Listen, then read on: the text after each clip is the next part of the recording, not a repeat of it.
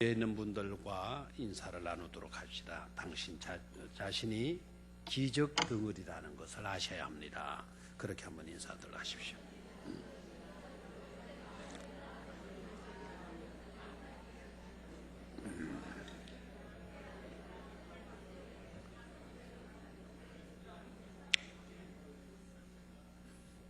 여러분들이 다 기적 자체고요. 저 자신도 기적 자체입니다. 나 같은 죄인이 구원받아서 하나님의 사람이 됐다라는 것도 기적이고, 그죠? 여러분들을 이렇게 오늘도 주 안에서 만나고 예배 가운데서 만날 수 있다라는 것도 기적이죠, 그죠? 내 코로 숨이 들어가고 있다라는 것도 기적이고, 내 코로 내 입으로 숨이 뱉어지고 있다라는 것도 기적이잖아요, 그죠? 오늘 1, 2 남성교회 회원들이 나와서 찬양한다는 것 자체도 기적이고, 그 찬양을 우리가 같이 느끼면서 같은 마음으로 하나님을 찬양하는 것 자체도 기적인 줄로 믿습니다. 이 시간의 말씀을 우리 더불어라고 하는 제목으로 말씀을 드리겠는데요. 고넬료 이야기 너무나도 잘 알고 있는 내용이니까 전체적인 내용은 여러분들이 다시 한번 개인적으로 새겨보시고, 우리가 더불어 그랬는데요. 고넬료의 특징이 뭘까? 이 고넬료의 삶의 특징을 한번 조명해 보면서 이 더불어라고 하는 단어가 얼마나 귀중하게 사용되고 있는지 또 드러나고 있는지를 생각하고, 오늘 저녁에 우리가 예배를 마치고 돌아갈 때에는 저와 여러분들의 삶이 더불어의 삶으로 보다 진일보 될 수 있어야 될 줄로 믿습니다. 하나님이 기억하신 바 된 인물이 바로 이 고넬료예요. 고넬료의 어떤 모습을 보시고 하나님이 마음들어 하셨을까? 고넬료의 어떤 모습을 보고 하나님이 감동하셨을까?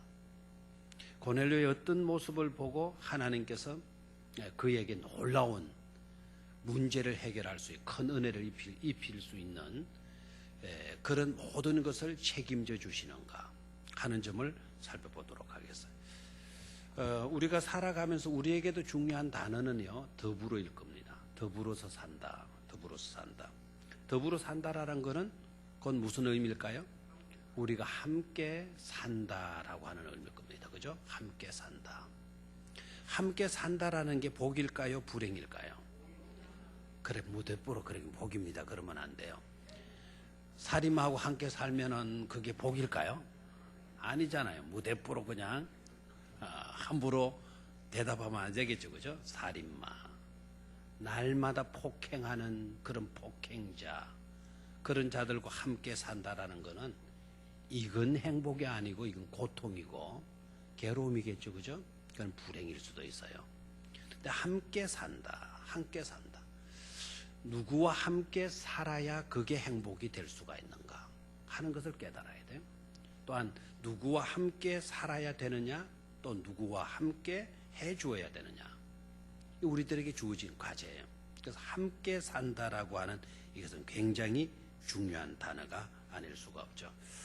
특히 이 단어가요, 21세기를 살아가는 오늘 우리들에게 있어서 너무나 중요한 단어인 것임을 깨달아야 돼요. 내년에 우리 그 세상 사람들이 뭐 화두로 무슨 용어가 있을까 뭐 이렇게 해서 찾아내는 단어들 있죠. 교수들은 교수들, 정치인들은 정치인들, 뭐 자기 나름대로 이런 것을 화두로 삼고 싶다 이렇게 해가지고 단어를 찾아요. 아마 지혜로운 사람 같으면, 선인 같으면 이 시대에 화두로 삼아야 될 단어가 있다면 더불어가 아니겠는가, 이걸 감지를 해야 돼요. 정치인은 정치인으로, 지성인은 지성인으로, 또 가정사역자면 가정사역자로, 또 교회에 목회하는 목회자들은 목회자로서 어떤 단어가 중요한 단어가 될 수가 있겠는가. 우리가 살아가면서 이 시대에 정말 필요한 그와 같은 단어가 어떤 것일까 고민해보고 거기에 합당한 단어를 찾아야 돼요. 이 시대에 정말 중요한 단어는요, 더불어가 아니겠는가 생각해. 왜 그렇죠? 모든 문제가 지금 더불어이지 않다라고 하는 거예요. 개인주의죠. 극단적인 이기주의잖아요. 자기밖에 몰라요. 부모와 자식 간의 끈끈한 정도 요새는 깨져버려서요. 얼마 전에 뉴스에 나왔죠. 자식들이 부모를 모시지 않겠다. 이때까지는 모시겠다라고 하는 것이 모시지를 못해도 퍼센트지 그와 같은 생각들은 더 많이 했어요. 그래 퍼센트지가 높아서. 근데 그게 거꾸로 돼버렸어요. 67%가 모시지 않겠다. 우리는 우리의 삶을 살겠다. 이렇게 뒤바뀌어져 버렸어요. 근데 그것은 뭡니까? 이 시대의 흐름이 나만 좋은 삶을 살겠다라는 거예요. 부모 신경 쓰지 않겠다. 우리만, 나만. 극단적인 개인주의, 극단적인 이기주의로 가요. 그렇게 되면 좋은 세상이 될까요? 나만을 위하는 삶을 살게 되면 행복한 우리의 미래가 펼쳐지게 될까요? 천만의 말씀이요. 그것처럼 어리석은 일이 없어요. 우리는 절대적으로 홀로 살아갈 수가 없어요. 우리 혼자 살아갈 수 있는 그런 존재가 아니에요. 인간은 사회적인 동물인이라는 거 알죠? 그죠? 더불어 살아야 돼요. 내가 중요하든 너도 소중하다. 네가 소중하든 나도 소중하다. 서로 소중히 여겨주는 그런 마음들, 그런 의식들, 그와 같은 정신들을 우리가 가져야만 우리의 미래는 행복한 미래로, 밝은 미래로 열릴 수가 있을 거란 말이에요. 그걸 자꾸 지워버려요. 더불어 함께하기 싫다라는 거예요. 골치 아프다, 힘든다, 괴롭다. 그러니 나 혼자 살겠다. 나만 괜찮으면 괜찮다. 나만 좋으면 됐지 뭐. 이런 사고로 모든 것이 빠져들고 있어요. 자, 오늘 고넬료의 삶이 우리에게 어떤 점으로 돋보이는 삶인가 하는 것을 하나씩 살펴보도록 하겠습니다. 자, 2절을 다시 한번 읽어보도록 합니다. 2절을 읽으면서 여러분들이 이제 오늘 눈에 한 단어가 탁 와닿아야 돼요. 2절을 다시 한번 읽으면서 시작. 그가 경건하여 온 집안과 더불어 하나님을 경외하며 백성을 많이 구제하고 하나님께 항상 기도하더니. 자, 거기에서 한 단어가 탁 와닿아야 돼요. 어떤 단어입니까? 더불어라는 이 단어예요. 더불어라고 하는 단어가 나와 있으면 여러분 색연필 가지고 있으면 그 단어에다가 뭐 하는 것이 좋다? 표시를 딱 색깔이 구별되도록 표시를 딱 해놓는 것이 낫죠. 또 더 정확한 분은 어떤 분들은 오늘이 몇 일입니까? 오늘이 2012년 6월 27일. 그러니까 또 어떤 분들은 6월 27일 수요일 저녁 예배 제목, 설교 제목도 이렇게 적어놔요. 그러다가 나중에 또 내가 몰라가지고 이 설교를 다시 한번 중요해서 설교했으면 옛날에 했던 거 재탕하시네 이런 식으로. 그렇게는 사용하지 마시고 재탕도 괜찮잖아요. 보약 한 번만 달에 묻고 맙니까? 아니죠. 재탕, 3탕, 4탕까지 합니까? 하여튼 재탕 다시 끓여 먹어도 효과는 납니다. 더불어라고 하는 단어에 밑줄을 껐습니까? 표시를 했죠. 자, 첫 번째 고넬료는요. 더불어, 어떤 더불어였느냐? 하나님과 더불어 사는 사람이었다라는 거예요. 누가 더불어? 하나님과 더불어. 굉장히 중요한 내용이죠. 누구와 더불어? 하나님과 더불어. 온 집으로 더불어 하나님을 경외했다 그랬잖아요. 온 식구들과 더불어서 하나님을 뭐 했다? 경외했다. 그 단어가요. 이 문장이요. 흔한 문장이 아니에요. 흔히 찾아볼 수 있는 그런 문장이 아니에요. 세상에 믿음 좋은 사람들은 굉장히 많아요. 그러나 믿음 좋은 가정들은 많을까요? 적을까요? 개인적으로 믿음 좋은 사람들은 많은데 믿음 좋은 가정은 많아요? 적어요? 적어요. 혼자는 열심히 잘 믿어요. 혼자는 열심히 잘 믿는데 그러나 가족끼리 잘 믿는 일상생활을 믿음으로 온전히 사는 그런 가정은 사실은 만나보기가 어려워요. 그런데 오늘 2절 말씀을 보니까 그가 경건하여 자신도 경건하였을 뿐만 아니라 온 집안과 더불어 누구를 경외하며 살았다. 하나님을 경외하며 살았다라는 거. 하나님을 경외하며 살았다. 이 말은 무슨 말일까요? 이 말은 고넬료는 하나님을 두려워했다라는 거예요. 하나님을 사랑했다라는 거예요.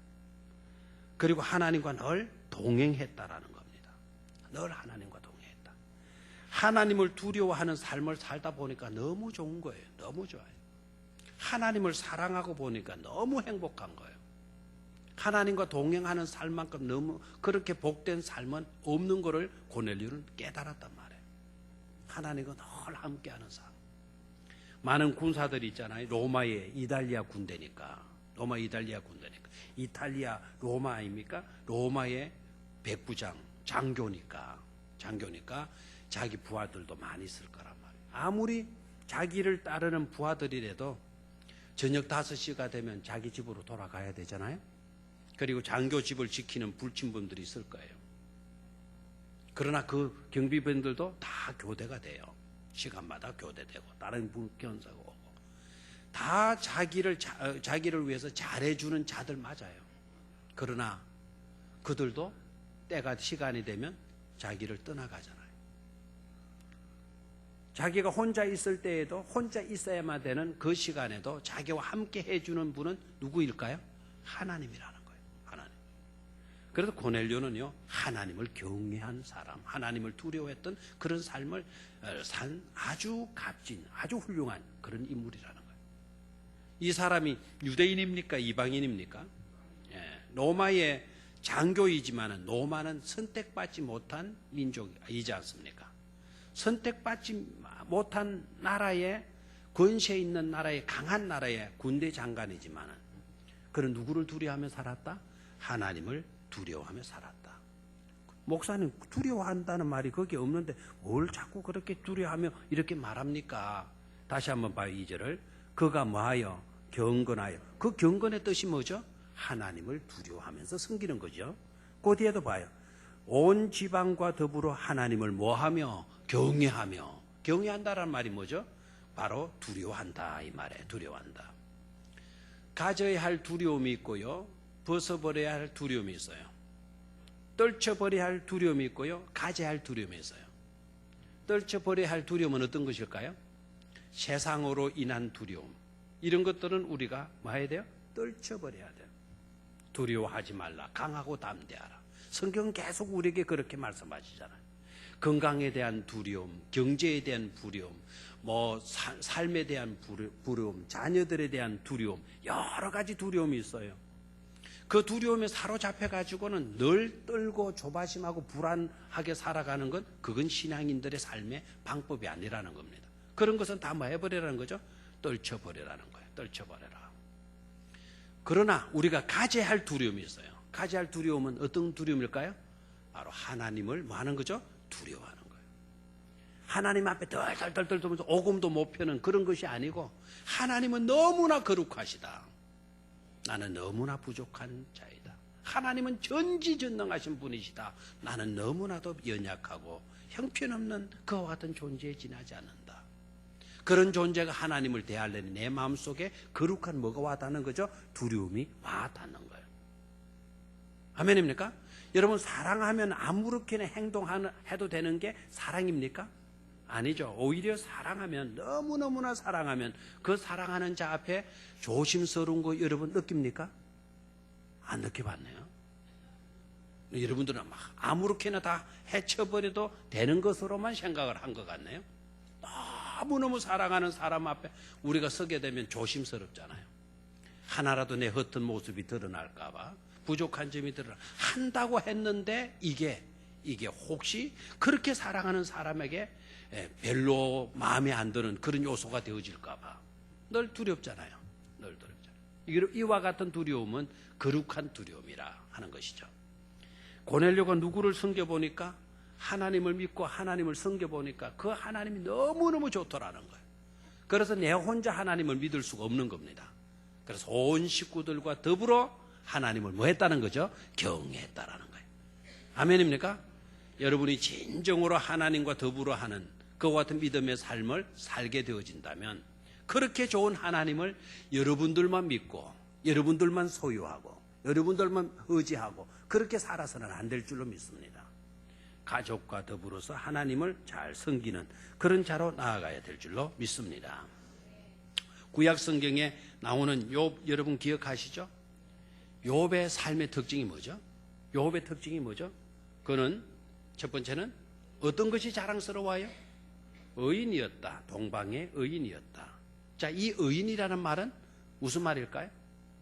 오를 어자에다가 사람 인자를 썼어요. 옳은 사람이다. 바른 사람이다. 착한 사람이다라는 뜻으로 여러분들이 이해를 하고 있다면 그 개념을 바꿔야 돼요. 거기에 의인이라고 하는 이 말의 뜻은요, 옳은 사람 맞아요. 옳은 사람 맞지만 성경에서 사용하는 그 의자는요, 하나님과의 바른 관계성 속에 있는 자를 가리켜요.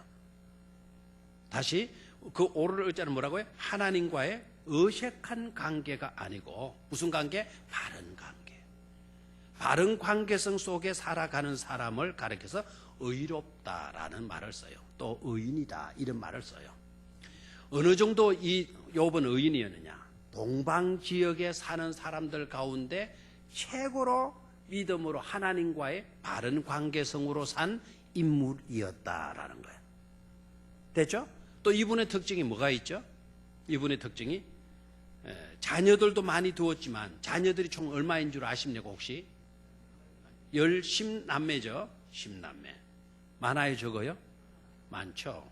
우리 아마 이 가운데도 형제가 10남매인 형제가 있을 수 있을 겁니다. 얼마 전에 누구를 만나는데 그분이 8남매였다 그러대요. 8남매. 그러면서도 하나도 많은 것처럼 이야기를 하네요. 그때 당시는 뭐 당연했다 이런 식으로 이야기를 해요.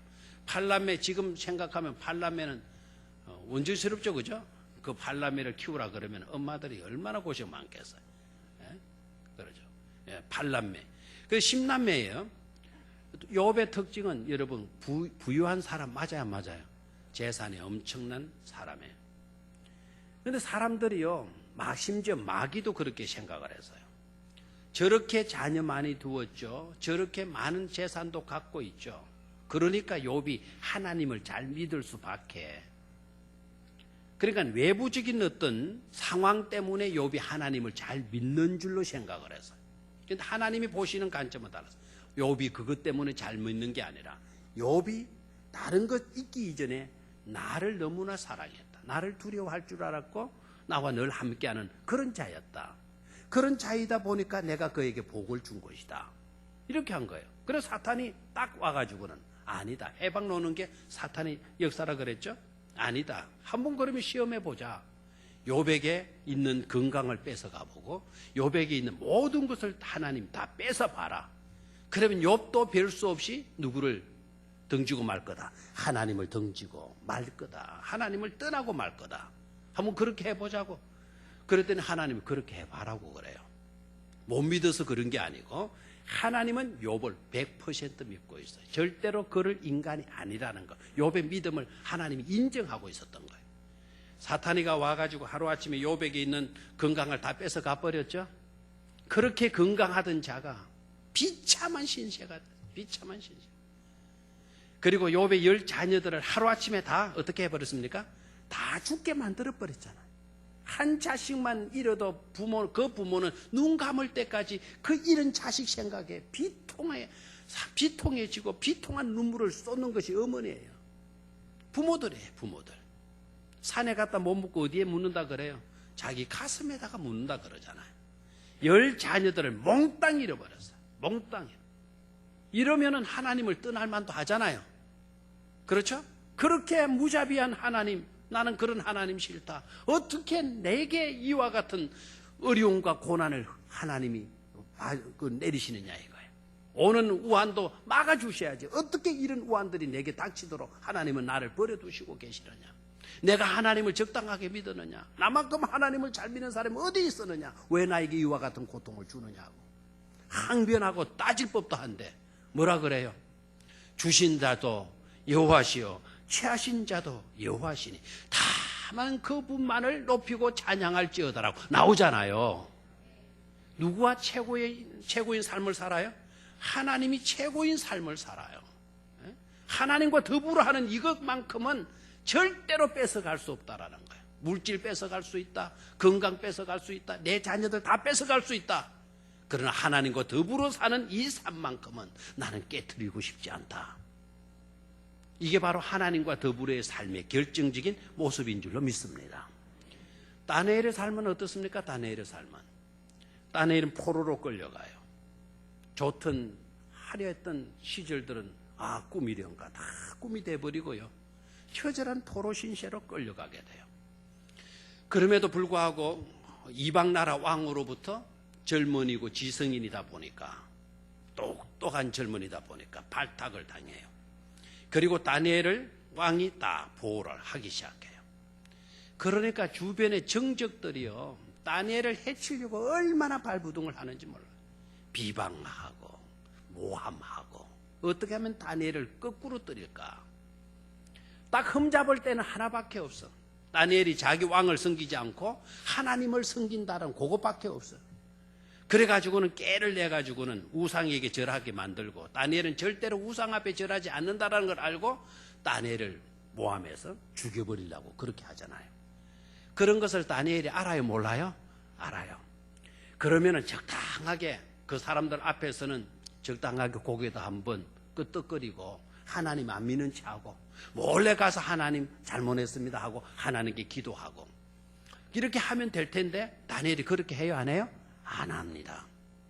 내가 목숨을 잃는 한이 있더라도, 이 지기가 뺏기는 한이 있더라도, 남들이 나를 모함해서 나를 죽음으로 몰아간다 할지라도 하나님과 더불어 하는 이 삶은 깨트릴 수가 없다. 나는 차라리 죽으면 죽었지 하나님과 함께하는 삶을 살고 말리라. 이게 그들의 신앙의 모습이에요. 이런 믿음의 사람이 하나님께로부터 은혜 있고 복을 받게 될 줄로 믿습니다. 오늘 우리들이 정말 중요하게 여겨야 될 것이 뭡니까? 하나님과 더불어의 이 관계성을 돈독히 지켜가는 일인 줄로 믿습니다. 여러분들 가운데 욕과 같은 그런 믿음을 고백할 수 있는 자가 있겠습니까? 내 건강을 뺏어가도 좋습니다. 내 재산을 몽땅 거두어 가도 좋습니다. 심지어 내 자식들까지 다 데리고 가도 좋습니다. 그러나 나는 하나님과의 더불어의 삶을 놓치지는 않을 것입니다. 이런 믿음을 고백할 수 있는 자들이 우리들 가운데 얼마나 있을까요? 다니엘처럼, 요셉처럼. 오늘 고넬료가요, 하나님께로부터 기억함에 되어질 수 있었던 것은 그가 하나님을 경외할 뿐만 아니라 하나님을 경외하면서 깨달은 것은 바로 뭡니까? 하나님과 더불어 사는 삶만큼 복된 삶은 없다.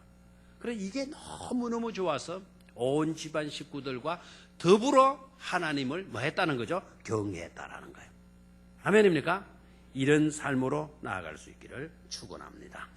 두 번째로 고넬료의 두 번째 더불어의 삶. 2절 끝부분으로 내려가 봐요.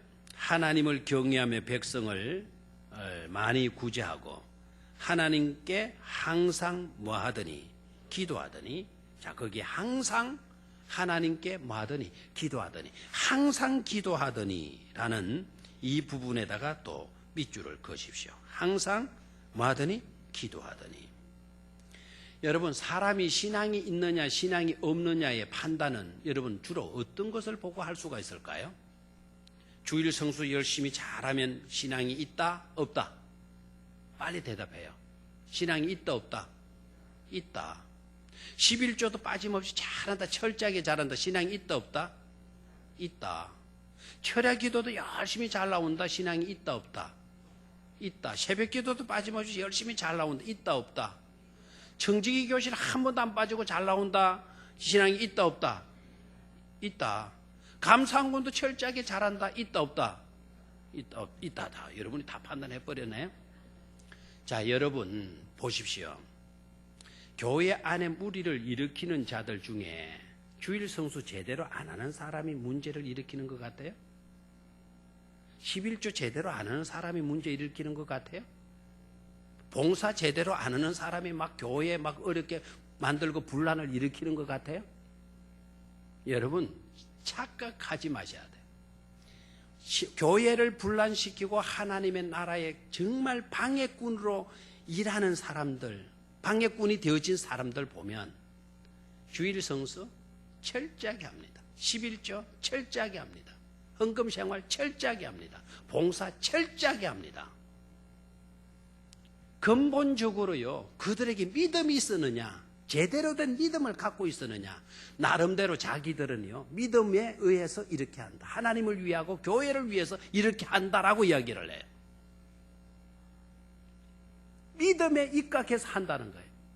내용으로 들어가 봐요. 그게 믿음이었는지. 여러분요, 과시욕이 있는 사람은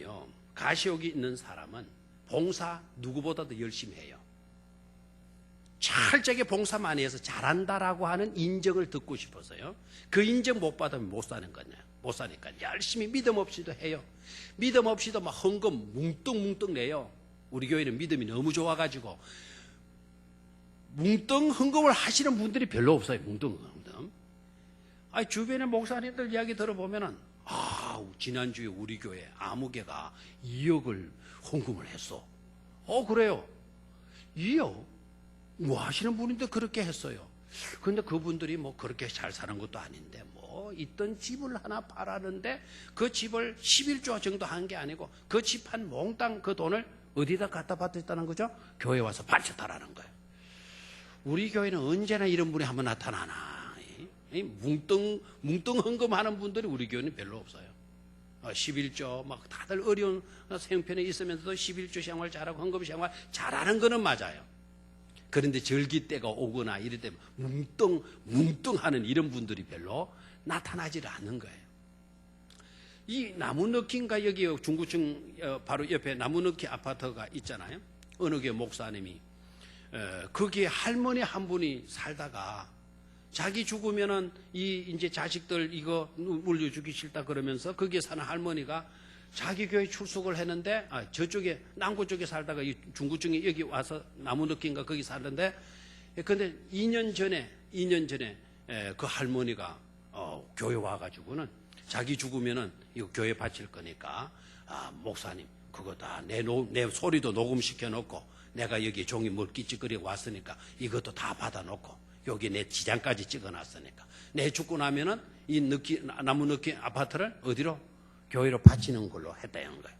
자식들이 와도 절대로 이유 안 하는 거는 내가 농구까지 시켜왔으니까 다 이러고 받아놓으라고 그러더라.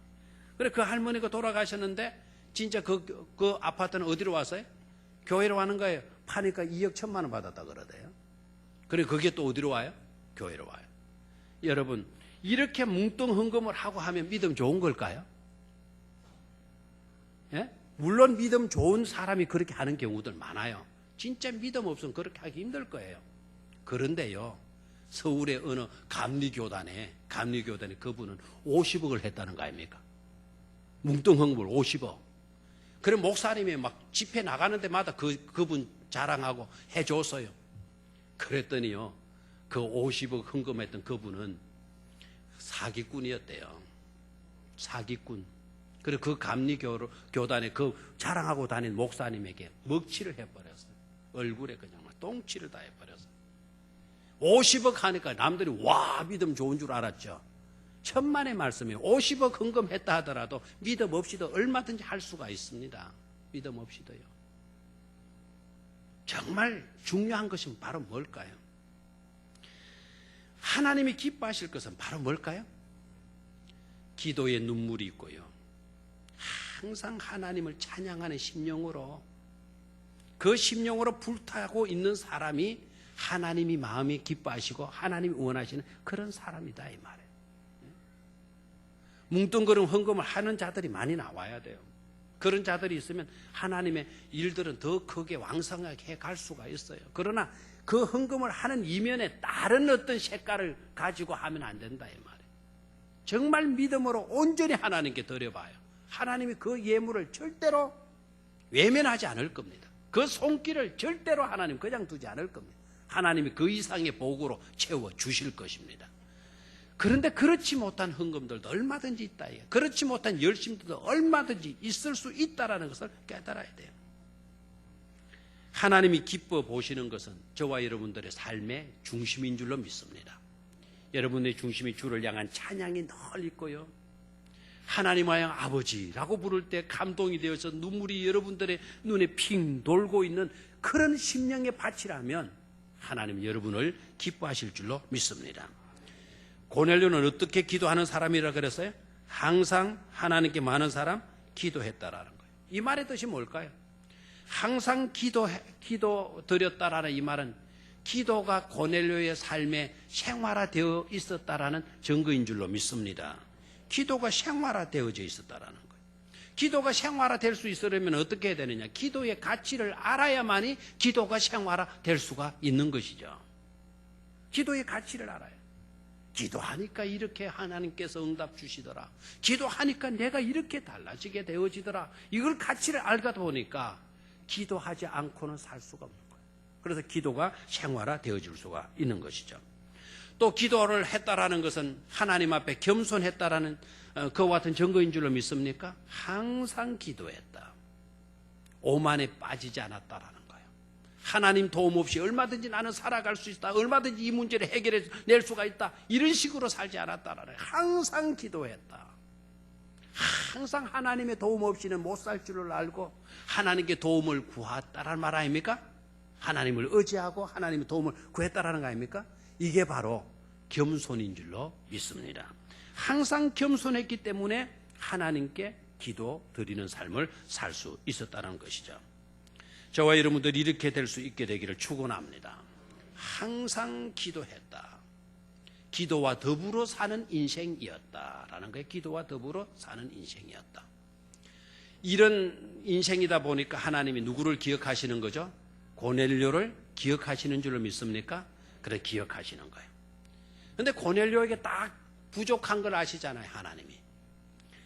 하나님은 잘 믿는데 고넬료에게 부족한 것, 결정적으로 부족한 것이 뭘까요?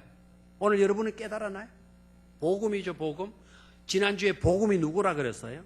예수 그리스도라 그랬죠. 고넬료가 하나님은 잘 믿는데 결정적으로 부족한 요소가 뭐가 있었는 거 아니까? 예수님에 대해서 모르고 있는 거예요. 하나님이 그것을 아시는 거예요. 항상 기도 생활하는 고넬료를 하나님이 마음에 두셨던 거는, 그래서 은혜를 주시는 거는 뭡니까? 고넬료에게 환상을 주잖아요. 6시의 기도 시간에, 아니 9시죠. 9시 기도 시간에. 그럼 오후 3시가 되는 거죠. 오후 3시에 기도하는 시간에 하나님이 환상으로 말씀하셔요. 너는 저 요바에 사는 피장 시몬의 집에 사람을 보내서 피장 시몬이를 불러오너라. 베드로를 불러오라는 거죠. 그렇죠? 똑같은 시간에 베드로가 요바 피장의 시몬 옥상에 올라가서 똑같은 시간에 오후 3시에 기도하러 올라가는데 베드로가 기도하는 중에 하나님께서 환상을 보여주시잖아요. 하늘에서 보자기를 내려보내고 그 보자기 속에 부정한 짐승들이 들어 있는데 베드로 들어 뭐하라 그럽니까? 잡아먹어라, 잡아먹어라. 한번 봐요. 이쪽에는 누가 있어요? 가이사랴에 고넬료가 지금 있는 거예요. 가이사랴 요바는 같이 지중해 연안을 끼고 있어요. 성지순례 갔다 오신 분들은 알죠? 가이사랴 그 바닷가에서 지중해 바라보면서 여러분 사진도 찍고 했죠? 거기에 관리하는 백부장이 바로 고넬료였어요. 요바 알죠? 요바 피장이 집에도 우리 가봤잖아요. 여기에는 누가 기도해요? 오후 3시에 고넬료가 기도하고, 여기에는 오후 3시에 누가 기도해요? 베드로가 기도해요. 누구께 기도하죠? 하나님께 기도하는 거예요. 하나님께서 고넬료의 기도를 보내서 듣고 피장이한테 보내라. 시몬에게, 피장이 집에 있는 시몬에게 사람을 보내서 데려오도록 해라. 그리고 이 고넬료에게 또 똑같은 시간에 하나님은 역사하셔서 사람을 잡아먹어라. 그러니까 베드로 노 나 부정한 음식 먹지 않았다. 나는 믿음을 정결하게 지킬 겁니다. 노. 그래 하나님께 뭐라고? 내가 정결케 한 것을 네가 왜 더럽다고 하느냐. 딱 그러면 환상이 깨는 거예요. 밑에 와서 문을 두드린 거예요. 사람이 있어.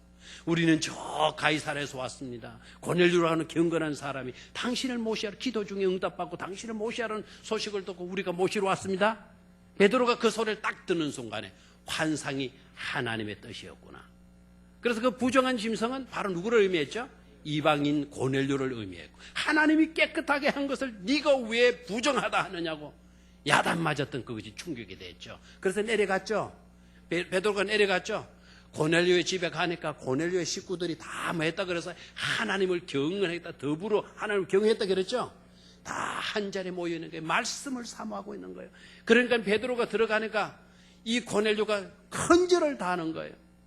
그래 베드로가 우리 사람이다, 우리도 사람인데 이러지 말아라 그러니까 고넬료가 하는 말이 뭐죠? 하나님께서 당신을 통하여 주시고자 하는 말씀을 듣기 위하여 당신 앞에 우리가 엎드려나이다가 아니고 하나님 앞에 우리가 엎드려나이다 라고 이야기를 해요. 아멘입니까? 그래서 베드로가 은혜를 받은 거예요. 베드로는 이방인에게 복음을 전하고 싶지 않았어요. 절대로 안 하죠. 그런데 하나님이 강권적으로 역사하시고 와 보니까 이렇게 은혜, 이렇게 옥토밭이 있을 수가 없어요. 준비된 그릇이 있을 수가 없어요. 그래서 베드로가 입을 열어가지고 누구를 증거했죠? 예수 그리스도를 증거했단 말이에요. 예수 그리스도를, 복음을 증거했단 말이에요. 고넬료의 집안 식구들이 복음을 듣는 순간에 막 감동하기 시작하죠. 예수 그리스도가 십자가에 피 흘려 죽으신 것은 우리의 죄 때문에 죽으신 것이로구나. 그 예수를 믿으면 내 온갖 부정한 죄들이 다 깨끗이 씻음을 받는 것이로구나. 내가 믿습니다. 우리 식구들이 다 믿습니다. 우리가 믿으니 이제는 죄 씻음 받았으니 우리에게 뭐를 주시오? 세례를 주시오. 아멘입니까? 그 밤에 고넬료 온 식구들이 뭘 받았어요? 세례를 받게 되는 역사가 일어나게 된 거죠. 뭐와 더불어 하는 삶을 살았기 때문이죠.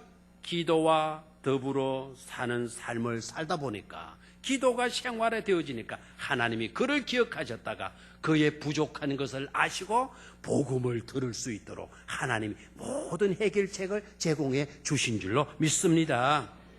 참된 기도는 여러분 진정한 참된 응답이 주어지는 줄로 믿습니까? 기도가 있는 곳에 능력이 있는 줄로 믿습니까?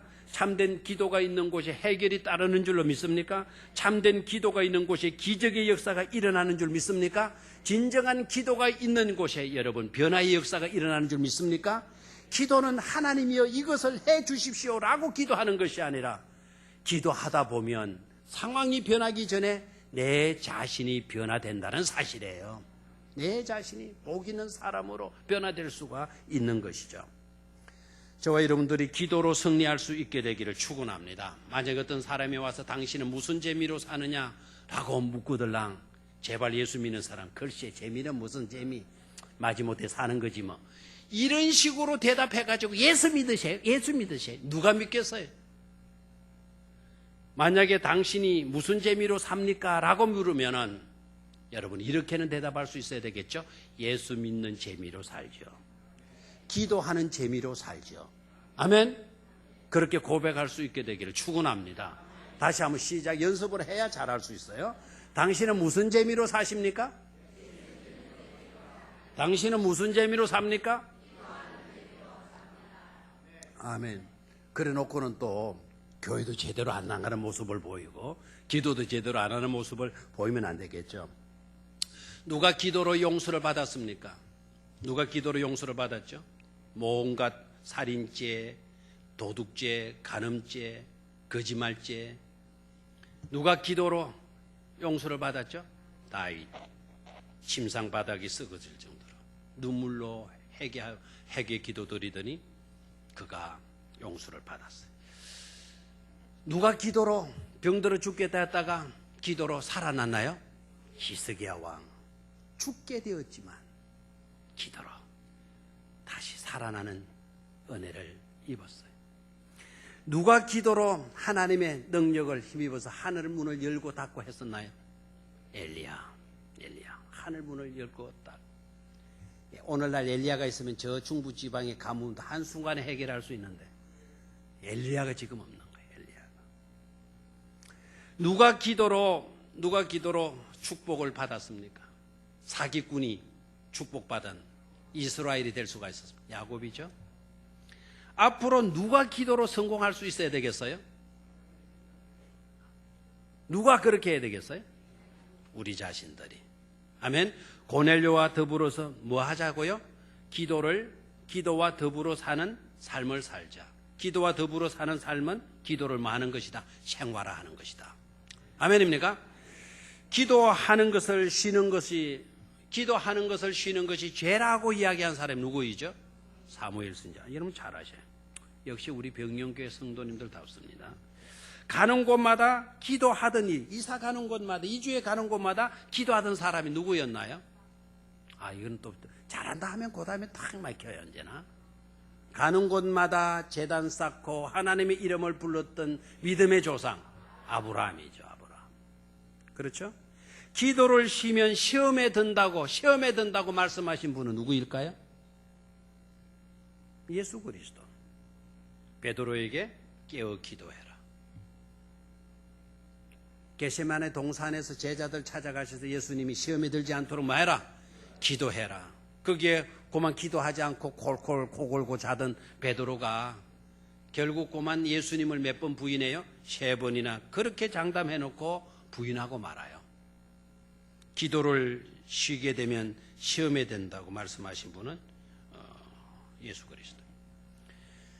기도함으로 놀라운 기적을 일으킨 지도자가 있다면 누구일까요? 모세. 홍해를 향하여 반석을 치고 손을 들고 이렇게 되면 승리가 주어지고 기적의 역사가 일어나게 되죠. 항상 기도하라고 우리에게 가르치신 분은 누구일까요? 항상 기도해라. 쉬지 말고 감사해라. 항상 기뻐해라. 쉬지 말고 기도해라. 범사에 뭐해라? 감사해라. 이렇게 말씀하신 분은 누구일까요? 바울이죠. 그러면 고넬료는 어떤 자일까요? 항상 기도로 산 사람은 바로 고넬료였다라는 사실이에요. 오늘 고넬료를 여러분 눈여겨봐야 될 두 번째 요소예요.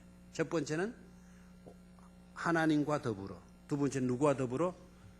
기도와 더불어. 아멘.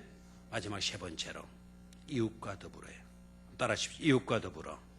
다시 한번 2절을 읽습니다. 다시 한번 2절, 시간이 없기 때문에 2절 다시 시작. 그가 경건하여 온 지방과 더불어 하나님을 경외하며 백성을 많이 마하고 구제하고 하나님께 항상 기도하더니. 백성을 항상 뭐 했다 그랬죠? 백성을 많이 구제하고. 자기만 좋도록 산 삶이 아니었다라는 거죠. 누구가 좋도록? 온 백성이 좋아질 수 있도록 그들을 뭐 했다는 겁니까? 구제했다. 그리고 나중에 들어보니까요. 이 사람은 너무너무 유대인들도 고넬료를 굉장히 칭찬해요. 굉장히 알아줘요. 너무너무 좋은 사람이다. 동네 사람들도 고넬료에 대한, 유대인들도 고넬료에 대한 좋은 감정을 가지게 돼요. 그 말은 무슨 말일까요? 고넬료는 로마의 군대 장교였지만 지배자로 거기에 있었던 것이 아니고 이웃의 어려움을 함께 해주고 이웃의 어려움을 도와주는 그런 삶을 살았기 때문인 줄로 믿습니까? 우리 교회만 이거 자꾸 강조하면 안 돼요. 우리 교회도 정말 화목한 분위기 속에서 더불어 하나님을 잘 섬겨야 되겠지만 우리들끼리 잘하고 우리들끼리 잘 지내고 그게 멈춰서는 안 돼요. 때로는 저 안 믿는 교회 밖에 있는 이 지역 사람들도 불러와서 함께 축제에 참여시키고 그들이 아직은 예수는 안 믿지만 그들과의 관계가 아름다운 관계를 우리가 유지해 가야 될 줄 믿습니까? 그런데 떡이라도 하면 우리들끼리 묻고 그러면 안 된다니까요. 떡을 하면 반드시 이웃 사람들에게 나눌 줄도 알고 이웃 지나가는 사람들도 들어오게 해서 떡 한 쪽이라도 먹고 가도록 만들어줘야 돼요. 그렇게 되려면 헌신이 따라야 돼요, 안 따라야 돼요? 고생을 좀 해야 돼요, 안 해야 돼요? 해야 돼요. 손해를 좀 봐야 돼요, 안 봐야 돼요? 봐야 되죠. 떡도 두 말만 하면 될 걸 지역 사람 줄라니까 한 가마를 해야 되겠네. 한 가마를 해야 돼, 한 가마. 아이고 목사님 안 믿는 사람끼리 뭐한데 그렇게 하는데요? 그렇지 않습니다. 고넬료가요, 이방인이지만 이웃 사람들과 잘해 주었기 때문에 오히려 이 고넬료가 나중에 은혜 받고 그 고넬료 때문에 고넬료의 삶이 손해 본 것으로 여기지는 것이 아니라 오히려 더 귀한 복을 받고 하나님의 백성이 되고 예수를 믿고 세례를 받는 역사까지 놀라운 더 큰 값진 은혜를 잊게 된 줄로 믿습니까? 베푸는 것을 손해로 여기면 안 돼요. 베푸는 것을요. 우리 교회가 이 정도 되면 미자리 교회를 생각해 줘야 돼요, 안 해줘야 돼요? 미자리 교회를 생각해 줘야 돼요, 안 해줘야 돼요? 저 시골 교회를 생각해 줘야 돼, 안 해줘야 돼요? 생각해 줘야 돼요. 시골에는 일꾼만 키워놓으면 돈 벌러 다 서울로 가버려요. 도시로 가버려요. 시골 교회는 날이면 날마다 자꾸 어려워져요. 물론 기농하는 사람들이 요사이는 있어서 좀 나아진다고는 합니다. 우리 교회가요, 여기저기다 여러분 시골에서 오신 분들 많잖아요. 시골께서 여러분 모짜리 해서 여러분을 키워놓고 이 자동차로 뭐 중공업으로 취직해서 여기 와가지고 우리 교회 오신 분들도 많이 있잖아요. 그분들의 역할이 있는 거예요. 시골 교회들의 역할이 있었어요. 열매를 우리가 지금 거두고 있는 것 뿐이죠. 그런데 우리가 뿌린 자들의 그 고생을 몰라주고 그들의 정성, 그들의 사랑을 우리가 외면한다면 절대로 하나님이 기뻐하지 않는다라는 거예요. 왜 하나님이 오늘 고넬료를 기억하시나요? 그가 경건된 하나님과 더불어의 삶을 살았어. 기도와 늘 더불어 사는 거예요. 하나님이 눈여겨보시는 거예요. 하나님이 그에게 은혜를 주시는 줄로 믿습니다. 이웃과의 관계도 너무너무 좋거든요. 이웃과의 관계도. 여러분 예수 믿고 나만 잘 믿고 나만 편안하면 됐지? 이런 생각이 가지고 있거든. 여러분들도 어려운 때가 만날 때가 있어요. 여러분이 어려운 때 당하면 여러분 곁에 한 사람도 찾아와 주는 사람이 없을 거예요. 명심하셔야 돼요. 우리가 언제까지나 건강하게, 언제까지나 넉넉하게, 언제까지나 여유 있는 삶을 살 줄 알아요? 언제 어떻게 될지 몰라요. 부지런히 이웃과 더불어 하는 그런 삶을 추구할 수 있게 되기를 축원합니다. 마태복음 25장을 찾아봐요. 마태복음 25장. 너무나도 잘 알고 있는 내용이잖아요. 마태복음 25장 찾았습니까? 마태복음 25장 44쪽 찾았습니까? 예. 자, 44쪽 31절로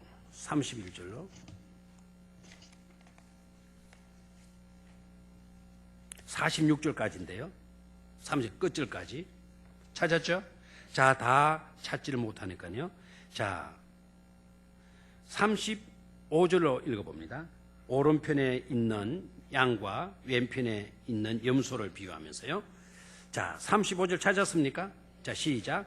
내가 줄일 때에 너희가 먹을 것을 주었고 목마를 때에 마시게 하였고 나그네 되었을 때 영접하였고 헐벗었을 때 옷을 입혔고 병들었을 때 돌보았고 옥에 갇혔을 때 와서 보았느니라. 자, 이분들 봐요. 줄일 때 어떻게 했다 그랬어요? 먹을 걸 주었다 그랬어요. 목마를 때 마실 것, 나그네 될 때 영접해주고 헐벗을 때 옷 입혀주고 병들었을 때 돌보아주고 옥에 갇혔을 때 와서 보았다. 이웃을 외면했다는 겁니까? 외면하지 않았다는 겁니까? 외면하지 않았다라는 거예요. 이런 자를 향해서 우리 주님께서 뭐라고 이야기했나요? 34절을 봐요. 34절. 소리내서 거기에 있습니다. 시작. 그때의 임금이 그 오른편에 있는 자들에게 이르시되 내 아버지께 복받을 자들이여 나와 창세로부터 너희를 위하여 예비된 나라를 상속받으라라고 이야기하잖아요. 아멘. 이런 자들은 하나님께서 준비해 놓은 그 나라를 상속받게 된다라는 겁니다. 된다. 절대로 이웃을 외면하면 안 돼요. 절대로 오늘 어려움을 겪고 있는 사람 내몰라라 해서는 안 돼요. 그들을 생각해 줘야 돼요. 그들과 더불어 살 수 있어야 돼요. 그게 바로 우리를 복되게 만드는 일이라니까요. 자, 그 다음에요. 그 밑으로 내려가서 41절을 봐요. 41절을 조금 이따 보고 42절을 봐요. 시작. 내가 줄일 때에 너희가 먹을 것을 주지 아니하였고 목마를 때에 마시게 하지 아니하였고 나그네 되었을 때에 영접하지 아니하였고 헐벗을 때에 옷 입히지 아니하였고 병들었을 때와 옥에 갇혔을 때에 돌보지 아니하였느니라 하시니. 이거 어디에 있는 사람들에게 말하죠? 왼편에 있는 염소와 같은 사람에게 말하는 거예요. 자, 이 사람들은 외면했어요? 더불어 했어요? 외면했다라는 거예요. 더불어 하지 않았다라는 겁니다. 자, 이런 자들을 향하여서 우리 주님 뭐라고 말씀하시죠? 41절을 봐요. 41절. 소리내서 거기 있습니다. 시작. 또 왼편에 있는 자들에게 이르시되 저주를 받은 자들아 나를 떠나 마귀와 그 사자들을 위하여 예비된 영원한 불에 들어가라 라고 이야기를 하잖아요. 들어가라. 어디로 들어가라? 영원한 불. 그 영원한 불이 뭡니까? 지옥입니다. 지옥으로 꺼져버리라 이렇게 이야기를 해요. 어떤 자들을 향해서 그렇게 말씀하시나요? 더불어 이웃과 더불어 할 줄 모르는 사람, 자기밖에 모르는 사람을 산 사람에게 뭐라 그랬나요? 지옥으로 꺼져라 그랬어요. 지옥불에 들어가라. 여러분, 이래도 이웃을 외면하며 살 수가 있겠습니까? 절대로 우리 교회는 그런 교회가 되어서는 안 될 줄로 믿습니다. 저와 여러분들의 삶은 절대로 그런 삶이 되어져서는 안 될 줄로 믿습니다. 로마서 15장으로 가서 이 말씀은 읽고 기도하도록 하죠. 로마서 15장.